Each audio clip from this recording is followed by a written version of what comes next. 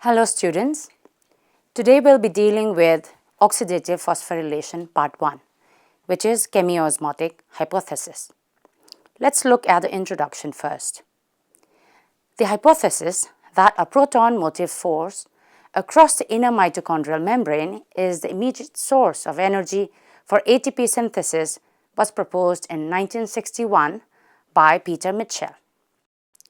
Mitchell's chemiosmotic theory postulates that the energy from oxidation of components in the respiratory chain is coupled to the translocation of hydrogen ions or protons from the inside to the outside of the inner mitochondrial membrane.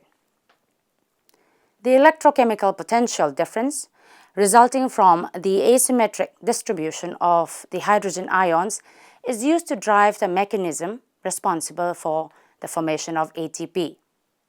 Almost all researchers studying oxidative phosphorylation and photosynthesis initially rejected his chemiosmotic hypothesis. They favored a mechanism similar to the then well-elucidated substrate-level phosphorylation and glycolysis, in which chemical transformation of a substrate molecule is directly coupled to ATP synthesis. However, in spite of their intense efforts, compelling evidence for such a substrate-level phosphorylation-mediated mechanism was never observed. Definitive evidence supporting Mitchell's hypothesis depended on developing techniques to purify and reconstitute organelle membranes and membrane proteins.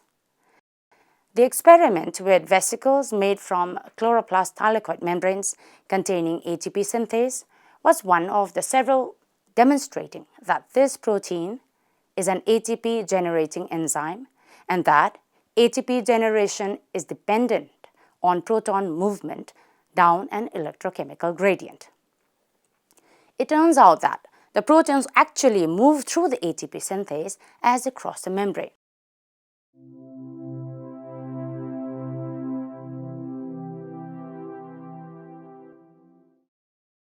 Now let's look at the experimental findings that support the chemiosmotic theory. Number 1. Addition of protons to the external medium of intact mitochondria leads to the generation of ATP. Secondly, oxidative phosphorylation does not occur in soluble systems where there is no possibility of a vectorial ATP synthase.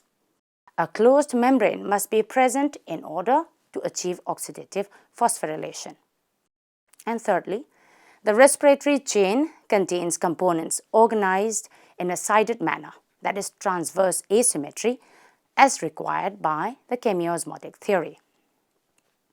Proton motive force and chemiosmotic coupling. The cytosolic phase of the bacterial plasma membrane, the matrix of the inner mitochondrial membrane, and the stromal phase of the thylakoid membrane are all equivalent during electron transport. In the electron transport chain, the protons are always pumped from the cytoplasmic phase to the exoplasmic phase, creating a proton concentration gradient and an electric potential across the membrane. So the main result of the electron transport chain is a generation of the proton motive force, which is the sum of the transmembrane proton concentration gradient and electric potential or voltage gradient across the mitochondrial inner membrane. In chemiosmotic coupling, this proton motive force generated by proton pumping across a membrane is used to power energy-requiring processes like ATP synthesis or flagellar movement in bacteria. The mechanism and membrane orientation of the processes are similar in bacteria, mitochondria, and chloroplasts.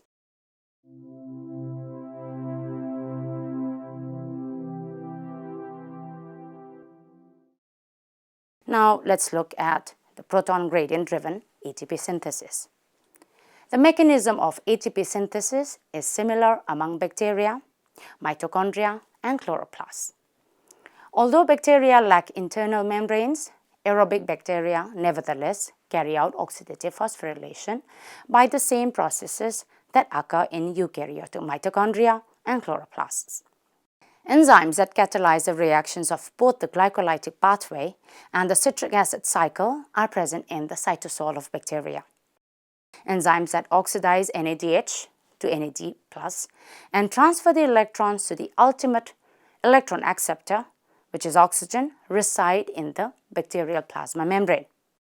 The movement of electrons through these membrane carriers is coupled to the pumping of protons out of the cell. The movement of protons back into the cell down their concentration gradient through ATP synthase drives the synthesis of ATP. The bacterial ATP synthase is identical in structure and function to the mitochondria and chloroplast ATP synthesis, but is simpler to purify and study.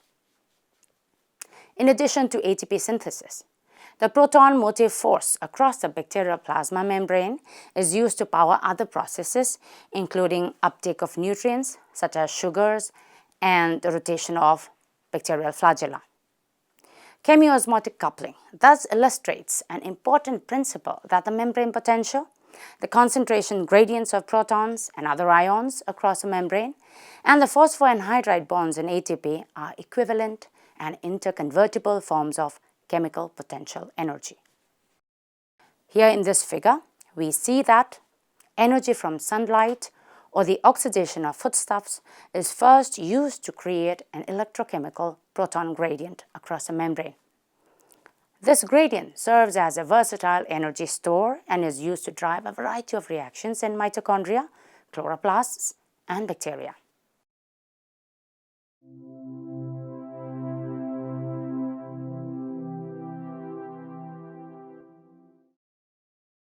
Now we shall look at electron transport and ATP synthase. The ATP synthase is a reversible coupling device that can convert the energy of the electrochemical proton gradient into chemical bond energy or vice versa. That is, it can either synthesize ATP by harnessing the proton motive force or pump protons against their electrochemical gradient by hydrolyzing ATP. Chemiosmotic coupling is now recognized as a general mechanism of ATP generation, operating not only in mitochondria but also in chloroplasts and in bacteria, where ATP is generated via a proton gradient across a plasma membrane. Electron transport through complexes 1, 3, and 4 of the electron transport chain is coupled to the transport of protons out of the interior of the mitochondrion. Thus, the energy-yielding reactions of electron transport are coupled to the transfer of protons from the matrix to the intermembrane space, which establishes a proton gradient across the inner membrane. Complexes 1 and 4 appear to act as proton pumps that transfer protons across the membrane as a result of conformational changes induced by electron transport. In complex 3, protons are carried across the membrane by coenzyme Q, which accepts protons from the matrix at complexes 1 or 2 and releases them into the intermembrane space at complex 3. Complexes 1 and 3 each transfer 4 protons across the membrane per pair of electrons that is transferred. In complex 4, 2 protons per pair of electrons are pumped across the membrane and another 2 protons per pair of electrons are combined with oxygen to form water within the matrix. Thus, the equivalent of 4 protons per pair of electrons are transported out of the mitochondrial matrix at each of these 3 complexes. This transfer of protons from the matrix to the intermembrane space plays a critical role of converting the energy derived from the oxidation-reduction reaction of electron transport to the potential energy stored in a proton gradient. Because the phospholipid bilayer is impermeable to ions, protons are able to cross the membranes only through a protein channel. This restriction allows the energy in the electrochemical gradient to be harnessed and converted to ATP as a result of the action of the fifth complex involved in oxidative phosphorylation, which is complex 5 or ATP synthase. This enzyme creates a hydrophilic pathway across the inner mitochondrial membrane that allows protons to flow down the electrochemical gradient. So as these ions thread their way through the ATP synthase, they are used to drive the energetically unfavorable reaction between ADP and inorganic phosphate that makes ATP. ATP synthase is organized into two structurally distinct components, F0 and F1, which are linked by a slender stalk. The F0 portion spans the inner membrane and provides a channel through which the protons are able to flow back from the intermembrane space to the matrix. The energetically favorable return of protons to the matrix is coupled to ATP synthesis by the F1 subunit, which catalyzes the synthesis of ATP from ADP and phosphate ions. The flow of protons through F0 drives the rotation of F1, which acts as a rotary motor to drive ATP synthesis. Thus, the mechanical energy is converted into chemical bond energy through the repeated changes in protein conformation that the rotating stalk creates. In this way, the ATP synthase is able to produce more than 100 molecules of ATP per second.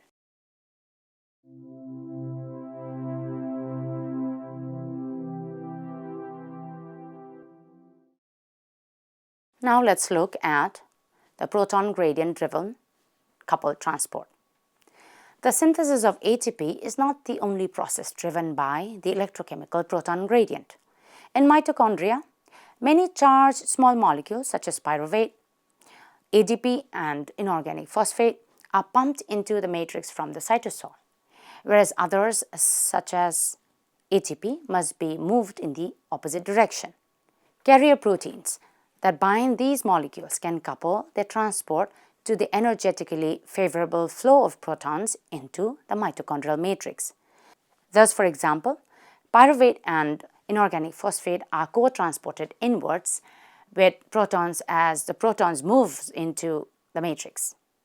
In contrast, ADP is co-transported with ATP in the opposite directions by a single carrier protein, which is the ATP-ADP antiporter. Since an ATP molecule has one more negative charge than ADP, each nucleotide exchange results in a total of one negative charge being moved out of the mitochondrion. This ATP-ADP co-transport is thereby driven by the voltage difference across the membrane. Phosphate re-enters the mitochondrial matrix with the protons by an electroneutral symport mechanism. In the eukaryotic cells, the proton gradient is thus used to drive both the formation of ATP and the transport of certain metabolites across the inner mitochondrial membrane. In bacteria, the proton gradient across the bacterial plasma membrane is harnessed by both types of functions. And in the plasma membrane of motile bacteria, the gradient also drives the rapid rotation of the bacterial flagellum, which propels the bacterium along. The chemiosmotic hypothesis consisted of 4 independent postulates. In terms of mitochondrial function, they were as follows. Number 1, the mitochondrial respiratory chain in the inner membrane is proton translocating. That is, it pumps protons out of the matrix space when electrons are transported along the chain. Second, the mitochondrial ATP synthase also translocates protons across the inner membrane. Being reversible, it can use the energy of ATP hydrolysis to pump protons across the membrane, but if a large enough electrochemical proton gradient is present, protons flow in the reverse direction through the complex and drive ATP synthesis. Number 3. The mitochondrial inner membrane is equipped with a set of carrier proteins that mediate the entry and exit of essential metabolites and selected inorganic ions. And number 4, the mitochondrial inner membrane is otherwise impermeable to hydrogen ions, hydroxyl ions, and generally to anions and cations. Several key observations are explained by this mechanism. Firstly, intact inner mitochondrial membrane is required for oxidative phosphorylation. Secondly, the inner mitochondrial membrane is impermeable to ions such as hydrogen ions, hydroxyl ions, potassium ions, and chloride ions, since free diffusion of these type of ions would discharge an electrochemical gradient.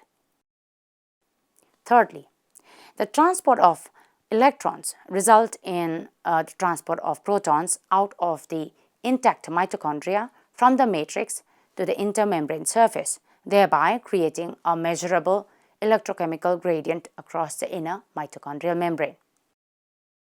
Number 4. Compounds such as dinitrophenol, DNP, and FCCP that increase the permeability of the inner mitochondrial membrane to protons and thereby dissipate the electrochemical gradient allow electron transport to continue to inhibit ATP synthesis. That is the uncoupled electron transport from oxidative phosphorylation. Conversely, increasing the acidity outside the inner mitochondrial membrane stimulates ATP synthesis.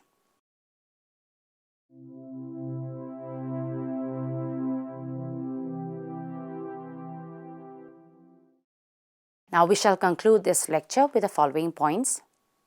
Peter Mitchell proposed the chemiosmotic hypothesis that a proton motive force across the inner mitochondrial membrane is the immediate source of energy for ATP synthesis. The proton motive force is the sum of the transmembrane proton concentration gradient and the electric potential or voltage gradient across the mitochondrial inner membrane generated owing to the pumping of protons across the membrane during electron transport. In chemiosmotic coupling, the proton motive force generated by proton pumping across the membrane is used to power energy requiring processes like ATP synthesis, co-transport of certain metabolites, or flagellar movement in bacteria. Bacteria, mitochondria, and chloroplasts all use the same chemiosmotic mechanism and a similar ATP synthase to generate ATP. The ATP synthase is a reversible molecular coupling device that can convert the energy of the electrochemical proton gradient into chemical bond energy or vice versa. That is, it can either synthesize ATP by harnessing the proton motive force or pump protons against their electrochemical gradient by hydrolyzing ATP. It does so by creating a hydrophilic pathway across the inner mitochondrial membrane that allows protons to flow down their electrochemical gradient. As these ions pass through the ATP synthase, they are used to drive the energetically unfavorable reaction between ADP and inorganic phosphate that makes ATP. And lastly, several key observations in the mitochondrial membrane function are explained by this hypothesis.